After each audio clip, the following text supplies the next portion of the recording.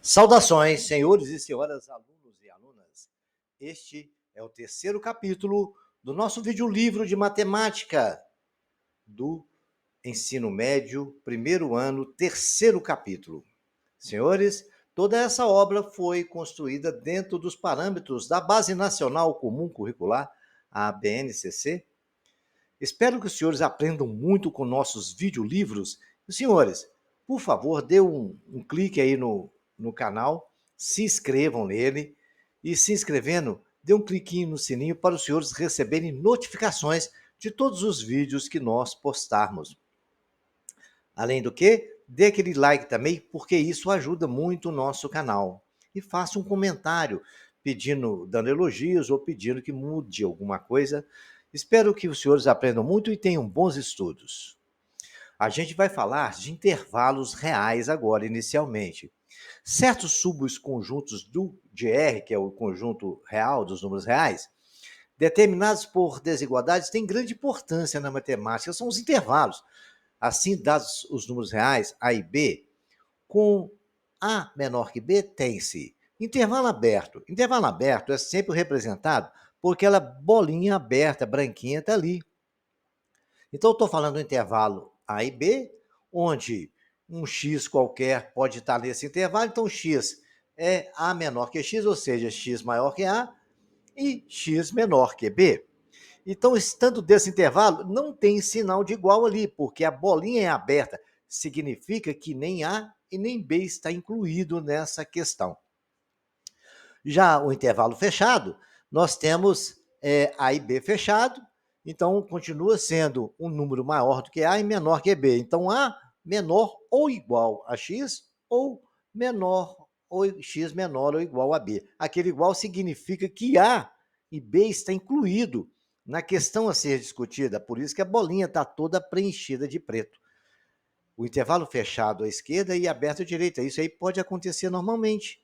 Então aí, no caso, o A está incluso e o B não, e continua sendo A menor que X ou igual, e X apenas menor que B. E também pode acontecer ao contrário, de B está incluso, certo? Se B está incluso, a bolinha é fechada. A não está incluso, a bolinha é aberta. Então vai ficar A menor que X e X menor ou igual a B. Isso significa que X é maior do que A, né? Porque A é menor que X. Se eu sou menor que você, porque você é maior do que eu, né? Ou vice-versa.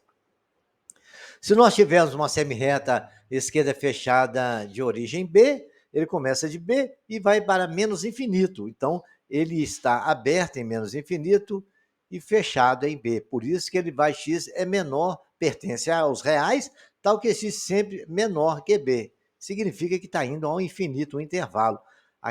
O colchete a gente mostra que é um intervalo fechado. Quando a gente quiser ele aberto, o colchete fica colocado ao contrário, ok? Vou mostrar para os senhores isso depois. Né? Aqui até a semirreta B, onde o B não está incluso no infinito. Vai até o infinito, mas sem contar com B. É a partir de B, menos infinito e B. Aí ficou entre parênteses, não tem mais o colchete. Então, x pertence a R, tal que aquele sinal de tracinho ali, tal que x seja menor que B. Semirreta à direita fechada também é a mesma coisa, só que agora o A é maior do que zero. A mais infinito, o colchete está no A porque a bolinha está fechada. Agora nós temos aqui a situação, né, onde A e B, o intervalo à direita é fechado à esquerda, nós já vimos isso, né? E agora nós temos a semirreta à esquerda fechada de origem B, onde B é menor ou igual, e tem a semirreta à esquerda onde o B não tem o sinal de igual. E também A mais infinito maior do que A. Então aí é tranquilo, não tem muito segredo. A semirreta direita e esquerda está aí A e não é incluso, por isso que o não tem o colchete e vai até mais infinito. E na reta real, de menos infinito a mais infinito, tudo pertence ao num conjunto dos reais. Observação que vocês devem fazer, que menos infinito e mais infinito são números reais, apenas fazem parte das notações de intervalos limitados. Qualquer intervalo nos extremos A e B, com A diferente de B, contém números racionais e irracionais. Já vimos isso no estudo dos números racionais, que vão dividindo entre as retas, e ali é cheio de números, né? Há outras formas de representar intervalos abertos, usando colchetes uma vez em vez de parêntese. Por exemplo, você pode usar, ali está parênteses A e B, é fechado em B e aberto em B. No lugar do aberto, você coloca o colchete ao contrário, como está no desenho. A e B são todos os dois abertos, ficam todos os dois colchetes virados ao contrário. Significa que A e B não fazem parte da questão, eles só é partir deles, ok? A notação de funções, agora a gente vai falar de função. Quando a gente fala de função, a gente começa a relacionar alguma coisa com outra coisa. Então, uma coisa age em função da outra. Vamos ver um exemplo aqui.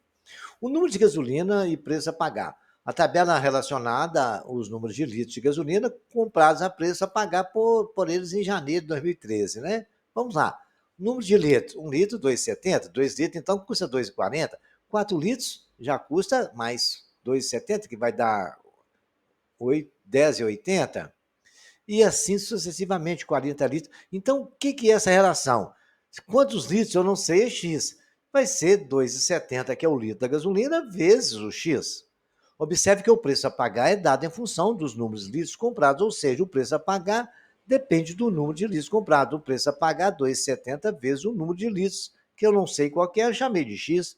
2,70 vezes X é a lei da função, ou a fórmula matemática da função, ou a regra da função, ou ainda a representação analítica da função, f de x igual a 2,70 multiplicado por x. X é a quantidade de combustível a ser comprado.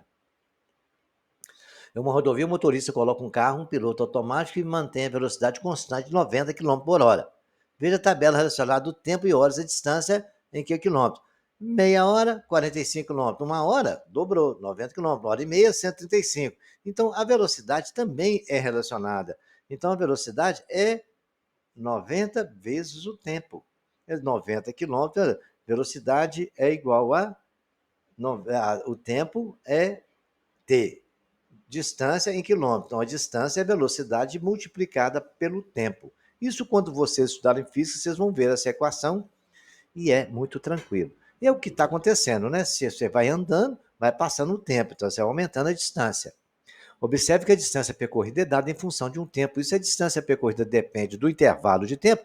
Cada intervalo de tempo considerado correspondente a um único valor para a distância percorrida. Dizemos, então, que a distância percorrida D é função do tempo, T. E escrevemos distância é 90 vezes tempo. 90 é constante, porque a velocidade é mesmo de valor que está constante, né? Representação analítica da função variável independente, variável dependente, né? A variável que a gente vai colocar o valor e tá. A mesma coisa acontece com esse casal aqui que estava batendo um papo ali em função por meio de conjuntos, né? A gente vai ver isso aqui agora. Mas vamos analisar só uma coisa, uma outra ideia, para vocês terem realmente uma ideia de como funciona uma função. Fiz uma corrida de 10 quilômetros e recebi 37 quilômetros por ela. Olha, eu recebi 31 por uma corrida de 8 quilômetros.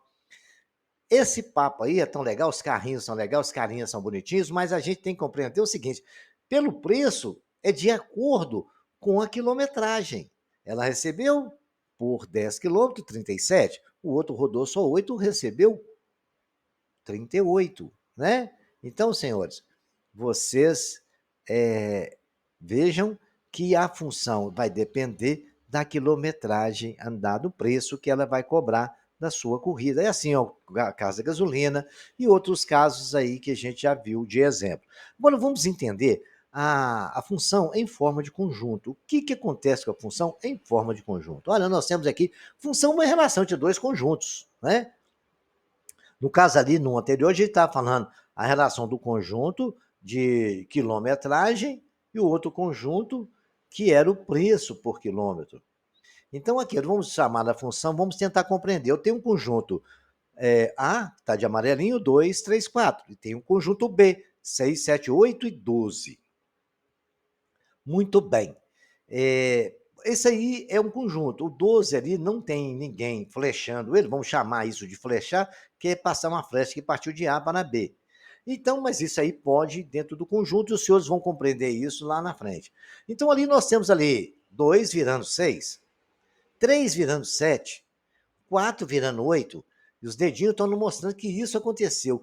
E qual é a mágica que levou a acontecer isso? Os senhores, vou parar o vídeo aqui para os senhores pensarem um minuto. O que aconteceu que 2 virou 6, 3 virou 7 e 4 virou 8? Isso aconteceu, senhores, porque foi somado 4 em cada um. Olha lá, 2 para virar 6 somou 4, 3 para virar 7 somou 4, 4 para somar virou 8. Então aconteceu alguma coisa que é fácil ver que em todos estão se somando 4. Então isso é que é uma função. Aconteceu uma coisa que foi somado 4 e mudou valores, se transformou aí.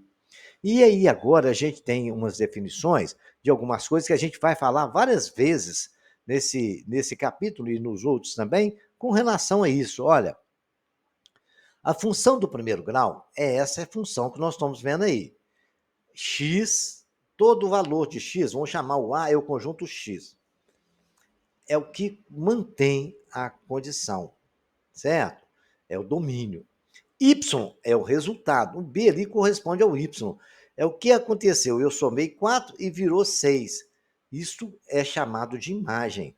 X, valor de X gerando Y, em relação entre A e B. X é domínio, domínio ali no caso é 2, 3 e 4. E a imagem é o resultado que deu 6, 7, 8. Contra domínio é todo o conjunto B. É todo o conjunto que está lá as imagens. É 6, 7, 8, 12. Embora 12 não tenha sido flechado, mas ele faz parte do conjunto B e ele é chamado de contradomínio. Ok, senhores? E toda equação do primeiro grau sempre vem escrito dessa fórmula. Y igual a x mais 4, que é o do nosso aqui. Ou seja, y é igual a x mais b. No nosso caso, quando não tem nada do lado do x, vale 1. Ali, como a fórmula da equação do primeiro grau, a definição é y igual a x mais b, aquele número 1 que está ali é o coeficiente angular, pode ter 5, 3, 2, 1, qualquer valor, uma fração, né? Um número Q, um número Z, qualquer um. Então, ali é o coeficiente angular onde corta o eixo do y. O B é o lugar onde, quando vocês for fazer gráfico, é exatamente onde corta o eixo do y. E o x, onde corta o eixo do x, é o resultado da equação, é a raiz da equação, é o zero da equação. Nós vamos ver isso mais tarde, ok? O coeficiente angular é a inclinação da reta que ele dá ali, tá certo, senhores? Não esqueçam. E o coeficiente linear, que é o B, é onde corta o eixo do y. Observe os conjuntos relacionados aqui da seguinte forma a questão de alguns números inteiros em B e outros. Devemos associar cada elemento de A um triplo elemento de B, ao seu triplo elemento de B. No caso ali, nós podemos compreender que essa equação, então, você está pedindo para associar o triplo, y é igual, vai ser 3x, né? Então, lá, menos 2, vamos associar o menos 6, que é o triplo, né? De menos 1, triplo é menos 3, de 0 é 0, de 1, o triplo de 1 é 3, o triplo de 2 é 6, o 7 não tem aí correspondência, né? Então, x pertence a A, y pertence a B, certo? Então, tá aí todo o valor, toda a imagem encontrada, y pertence a B. Note que todos os elementos de A têm correspondente de B, e cada elemento de A corresponde a um único elemento de B. Nesse caso, temos a função de A em B, expressa na fórmula y igual a 3x. Eu acho que os senhores já estão compreendendo como funciona a função, mas a gente vai conversar mais sobre o assunto. Outro exemplo, dados 04235. 04, conjunto A, 235, conjunto B. Muito bem, está ali desenhado. Nesse caso, não temos uma função de A em B, pois o elemento 0 de A corresponde a 3 elementos de B. Olha lá, 0 corresponde a 2, 3, 5. Correto? Isso aí não faz sentido, né? Nesse caso, não temos uma função de A em B, pois um elemento tudo ali dá 0, corresponde a 3 elementos. 2, 3, 5, pois 0 menor que 2, 0 menor que 3, 0 menor que 5. E não apenas um único elemento de B, certo? Então, quer dizer, tem alguma coisa errada aí, né? Um de A não pode ser de vários valores em B, senão não vai ser uma função. Dados menos 4, menos 2, 0, 2 e os 2, 4, 6, 8. Associamos os elementos. Está lá, pará, pá. Ora, observe que não há elementos de A, os números 4 e menos 2, que não tem correspondente em B. Então, nesse caso, não temos uma função também. Porque, olha só, ficou faltando 2 para ter correspondentes em B, tá? Se faltar, não pode. Todos os elementos de A têm que ter elementos em B, ok? Vejamos. Aqui, dados A menos 2, 2 menos 1, 0, 1 e 2, B igual a 0, 1, 4, 8, 16. E a correspondência entre A e B pela fórmula y igual a x elevado a 4, onde x pertence a A e y pertence a B, temos. Vamos ver os desenhos lá? Olha lá. Tem o menos 2, corresponde a 16, o 2 lá, certo? Corresponde. Nós podemos ter dois valores diferentes em um mesmo valor lá de B, mas 1 em 2, 3 não pode. Todos os elementos de A têm correspondente em B. Legal. Cada elemento de A corresponde a um único elemento de B. Assim, a correspondência expressa na forma y igual a x4 é uma função de A em B. Seja um P um conjunto de regiões poligonais de um plano em R, o conjunto dos reais a cada região poligonal do plano fazemos corresponder a uma área em R. Essa correspondência é uma função de P dentro dos números reais. Vejamos agora, senhores, o domínio contra domínio e a imagem. Já falamos isso anteriormente, mas vamos refletir bem sobre isso, que é importante demais. Domínio contra domínio e conjunto imagem.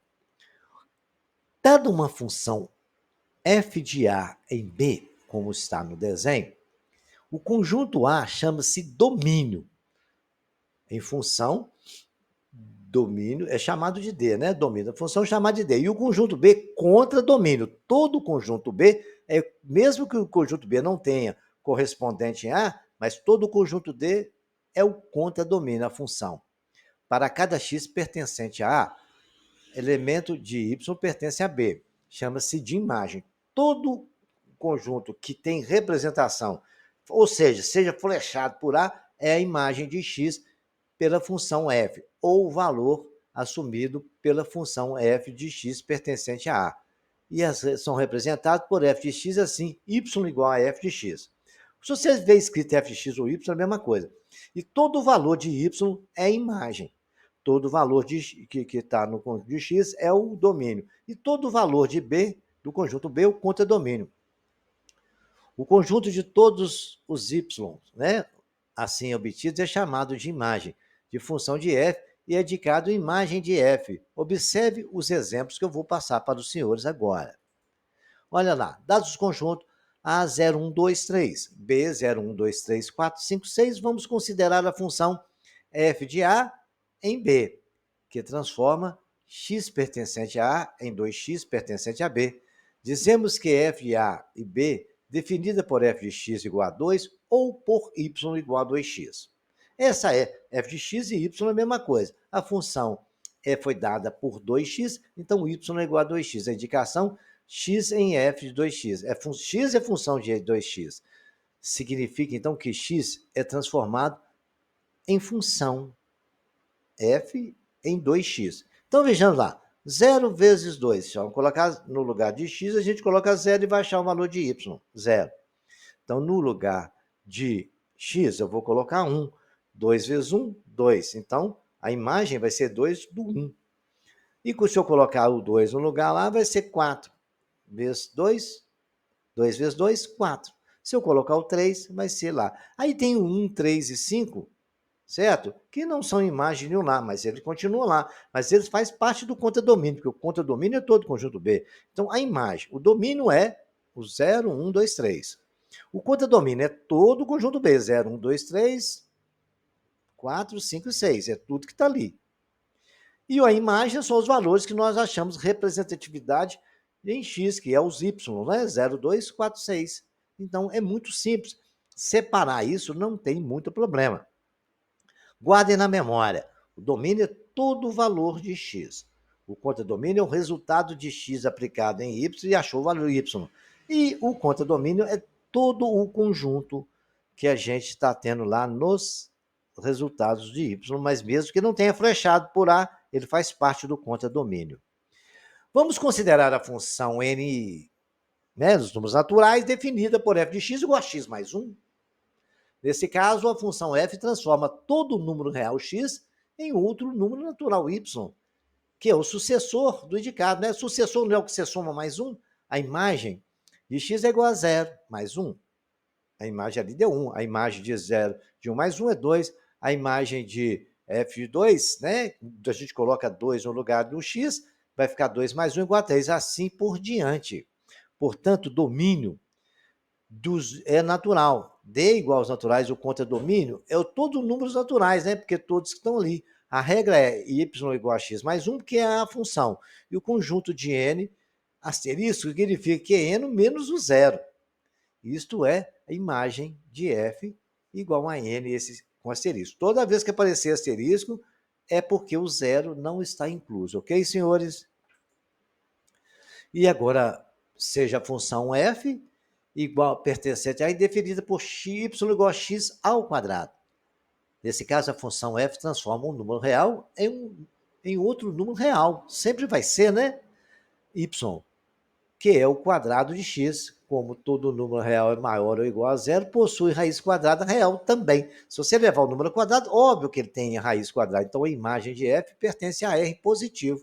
Né? Porque se você elevou ao quadrado, sempre vai ser positivo. Mesmo se o número for negativo, ele vai dar positivo, porque menos vezes menos é mais, se elevando ao quadrado, né? Então, a imagem de R positivo e Y é igual, pertencente a R, Y maior ou igual a zero. Porque se for, nunca vai dar menor que zero. Ao quadrado, nunca. Mesmo que você leve algum número negativo, sempre vai ser maior ou igual a zero. Ok, senhor? Porque zero ao quadrado é zero. Zero vezes zero é zero. O domínio de R, D é igual a R. O domínio é todo o conjunto dos reais. O contradomínio é o CD também, são todos conjuntos reais. Contradomínio é tudo que está no outro conjunto, né?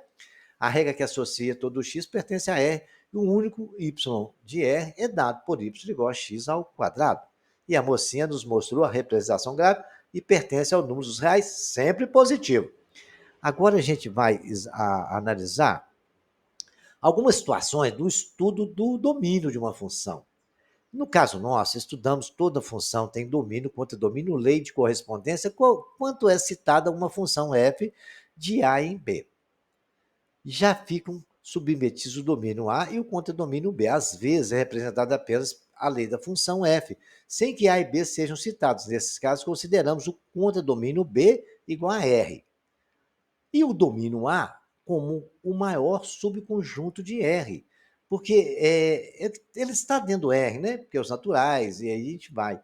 A está contida em R, sempre, tal que a lei dada defina uma função de f de A em R. Agora vamos ver o que acontece, a gente vai explicitar o que está acontecendo, as seguintes funções reais. A resolução desse eu tenho f de x igual a 1 sobre x. Gente, nós sabemos que denominador não pode ser zero. Então, 1 sobre x só vai pertencer aos conjuntos reais se x for diferente de zero. Não existe divisão por zero.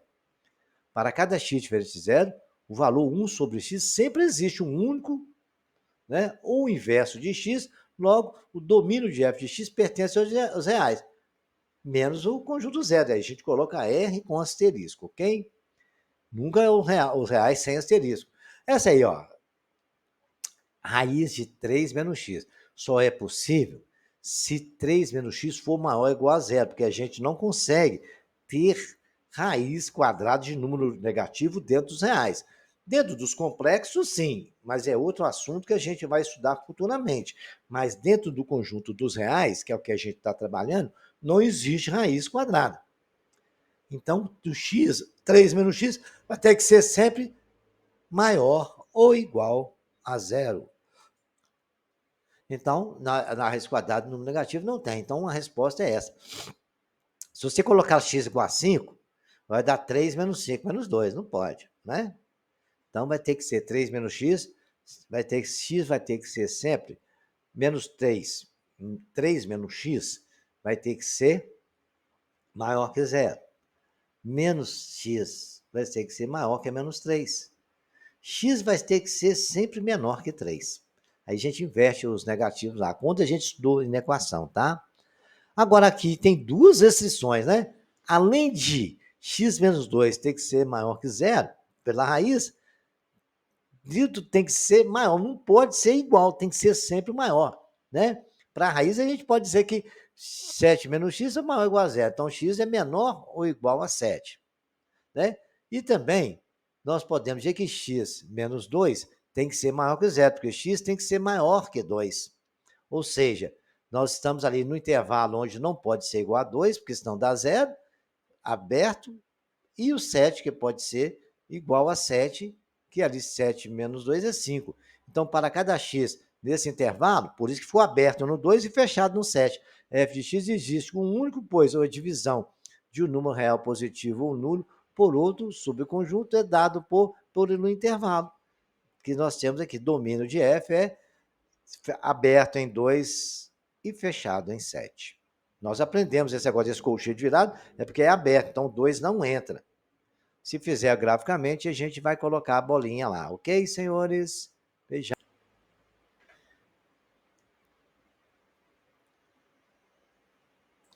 Agora a gente vai ver coordenadas cartesianas. A gente vai ver como se monta um gráfico de uma função, né? Antes de estudarmos o gráfico das funções, vamos rever o conceito de coordenadas cartesianas estudados no ensino fundamental, lá no 9º ano. No livro do 9º ano aqui no canal tem, se os senhores quiserem dar uma olhada, do 8º e do 9º ano tem. Como a gente fazia o gráfico, né?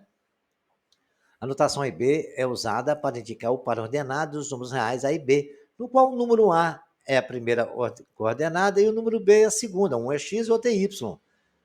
Observe os pares ordenados, 3 e 4, 3 é x, 4 é y, 4 e 3, 4 é x, 3 é y. Não são diferentes, pois a primeira coordenada, 3 e 4, é 3, e a segunda coordenada é 4. Destes eixos ortogonais, um sistema de eixos ortogonais é contido por eixos perpendiculares, fazendo um ângulo de 90 graus. Né? Um é x, parte do zero é x, parte do zero y é y, que tem a mesma origem em zero. Ali é o chamado de O, o zero, ali vale zero. O sistema de eixos ortogonais é constituído por dois eixos perpendiculares, né? Está falado, o sistema de eixos ortogonais é dominado plano cartesiano. É homenagem a René Descartes. René Descartes.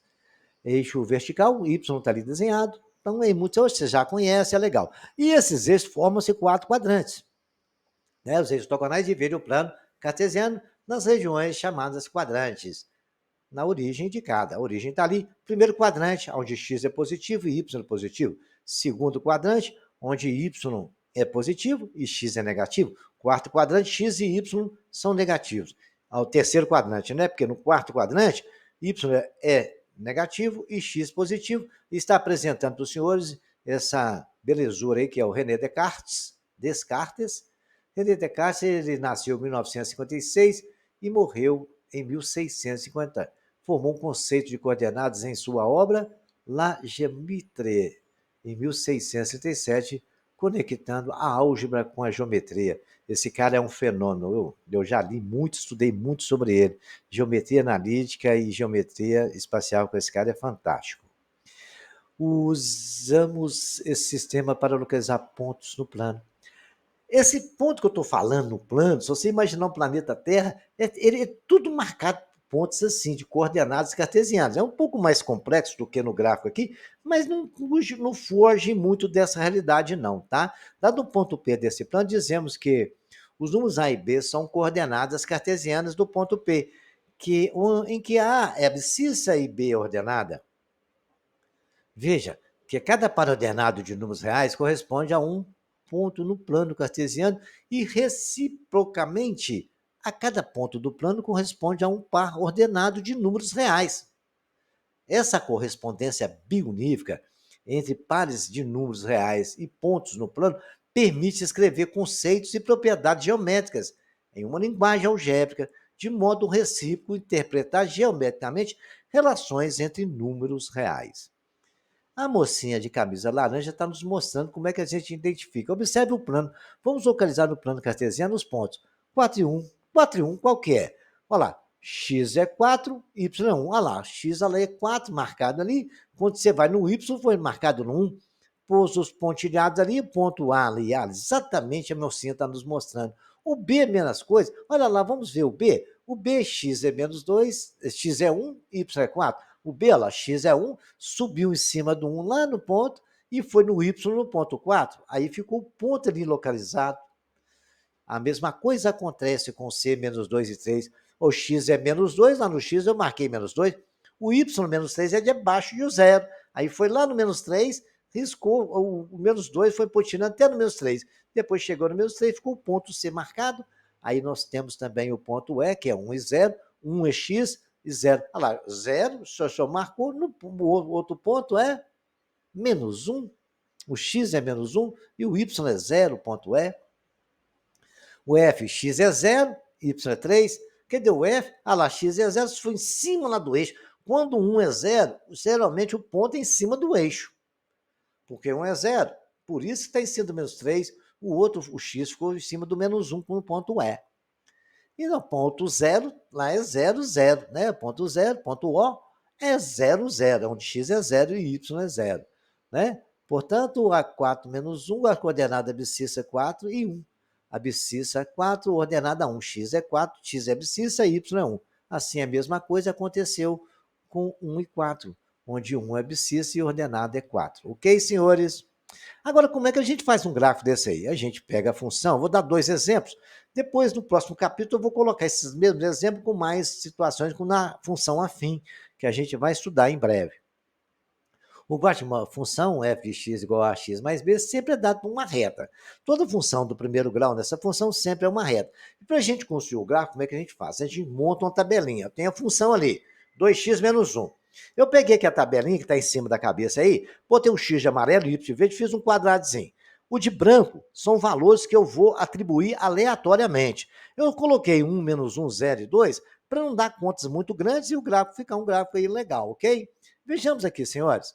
Nós temos aqui uma função do primeiro grau, 2x mais 1. Então, a gente vai colocar, no lugar, quando x for 1, a gente fez a continha do lado do gráfico. No lugar do x eu coloco 1, vai dar 2 vezes 1, 2 menos 1, y deu 1, verde, coloquei lá na tabela. Quando o x for 2, for menos 1, né? Menos 1, eu coloquei menos 1 lá. 2 vezes menos 1 dá menos 2. Multiplicado por menos 1 deu menos 3. Coloquei lá na tabelinha. Quando for 0, 2 vezes 0, 0. Menos 1 deu menos 1. E quando for 2? 2 vezes 2, 4. Menos 1, 3. Agora eu vou marcar esses pontos ali, ó. 1 e 1. Marquei lá. 1 e 1. Está marcado. Lá em cima do 1 lá. Quando o x for menos 1, marquei no menos 1, foi no menos 3. Quando o x for 0, quando o x for 0, y é menos 1. Quando o x for 0, no y eu marquei menos 1. Está no pontinho em cima do eixo, porque 1 é 0. E quando o x for 2, y é 3. E assim está marcado lá o nosso gráfico, ok? Então, senhores, aí agora é só traçar a reta unindo os pontos, está construído o nosso gráfico. É muito simples, vocês vão tentar repetir esse exercício aí e vão fazer isso lá, ok? Vamos ver mais um exemplo? Olha esse gráfico aqui. É x, y igual a menos x mais 2.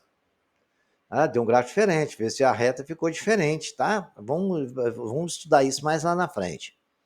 Quando o x for 1, coloquei 3 valores, só que a gente precisa só de 2 pontos para fazer um gráfico. Então, eu coloquei 3 para ficar mais completo.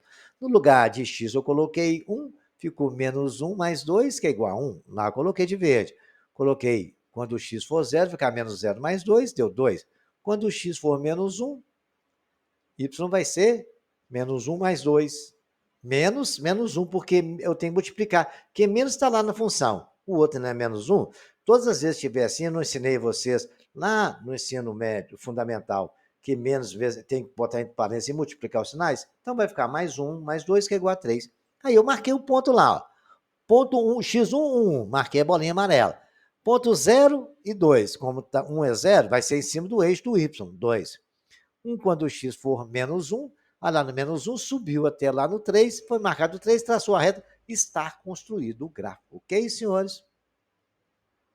Agora a gente vai ver uma coisa que a gente vai aprender e vamos fazer muitos exercícios sobre isso, que é a distância entre dois pontos. Eu tenho dois pontos no gráfico, o ponto P1 e P2, como está ali. Eu quero saber quanto que vale a distância entre eles. A distância entre dois pontos, P1 e X1, teremos que obter a expressão distância P1 e P2. Para termos as coordenadas de P1 e P2, é preciso introduzir um novo ponto Q, que está ali. Nós temos ali, o que é o ponto Q? Se você tem um P2, eu tracei uma paralela ao eixo do X e o outro ao eixo dos Y. E achei ali o encontro deles, que é o ponto Q. E vi que ali é um triângulo. E que aquele triângulo é o quê? É um triângulo retângulo. Nós temos que um cateto que está entre P1 e Q, P2 e Q, é Y2, que é o total, tirando o valor de Y1. E que o outro cateto é o valor de X2 tirado o valor de X1. Certo? X1 vai até no X2 lá. Então, se eu tirar o valor de X2 menos X1, eu tenho o valor do cateto. Ok, senhores? Vamos ver lá como é que acontece? Aí nós temos a expressão. Então, para isso, é preciso introduzir um novo ponto, que está introduzido ali, o triângulo P1, P2, que é um retângulo, né? E o segmento de reta P1, P2 é a sua hipotenusa. É a hipotenusa que nós precisamos descobrir o valor dela. Então, os seus catetos podem medir x2 menos x1, que é o valor da hipotenusa, né? E y2 menos y, tomados os valores absolutos. E nós sabemos que o triângulo do Pitágoras, o quadrado da hipotenusa é igual à soma do quadrado dos catetos. O quadrado da hipotenusa é a distância de P1, P2. Eu chamei de D. É igual a x1 menos x2, que é um cateto, ao quadrado, né? Um cateto é x2 menos x1, mais y2 menos y1, que é o outro cateto. Aí nós temos a fórmula da equação que nos permite a calcular a distância entre dois pontos. Distância entre dois pontos é a raiz quadrada. Aí você vai pegar os dois pontos, pega o x de um e subtrai do x do outro, eleva ao quadrado. Mais o y do 1, do mesmo que você usou no primeiro, do y2, subtrai do y1 ao quadrado, tira a raiz e você vai saber exatamente o valor da hipotenusa, que é a distância do ponto. Vejamos um exemplo. Calcula a distância de 1 menos 4, que é x1, y menos 4, e b, x menos 3, y2. Olha lá, distância AB não é x2 menos x1 ao quadrado, mais y2, e tira a raiz dele. Então, nós vamos pegar o x do primeiro ponto, do segundo ponto, é menos 3. Subtrair do x do primeiro ponto, 1, elevar ao quadrado, está tudo dentro da raiz. Pegar o y do outro ponto, do ponto B, 2. Subtrair do y do segundo ponto, então ficou menos 4. Tem que tomar cuidado com esses menos aí, ao quadrado. Agora é só fazer conta. Menos 3 menos 1 ao quadrado é menos 4 ao quadrado, mais menos 4 fica mais 4, virou mais 2, 6 ao quadrado. É igual a 16 mais 36 é igual a raiz de 32, é a distância dos pontos ali. Raiz de 52 é um pouco mais do que 7, pois sabemos que a raiz de 49 é 7. Logo, a distância AB é igual a, a gente pode fatorar o 52 e descobrir que é 2 raiz de 13 unidades de comprimento, ok? Isso aí é outro detalhe, vocês vão lá. Agora eu vou passar alguns exercícios para os senhores. Esse aí, ó, escreva as coordenadas cartesianas. Vocês vão me falar qual que é o ponto A, vão contar ali qual que é o ponto B, o C, e escrever aí, tá? Para ver se vocês entenderam qual que é gráfico. Coordenadas cartesianas também, os senhores vão fazer isso, assinar no plano. Aí no quinto vocês vão calcular a distância entre esses pontos, o A e o B para mim, quanto que vale. E também aqui vocês vão, no sexto exercício, os senhores vão localizar a latitude, 20 graus, que coordenadas que é essa, está um eixo do plano ali. Aquilo que eu falei para vocês, os pontos podem ser mais ou menos uma coisa do globo. Tentem compreender isso, isso é um desafio para os senhores. Qualquer coisa, deixe nos comentários ali, que eu possa esclarecer alguma dúvida. Ou também os senhores podem pedir ao seu professor para esclarecer alguma dúvida para os senhores. Espero que os senhores tenham aprendido muito com esse videolivro e até o próximo capítulo.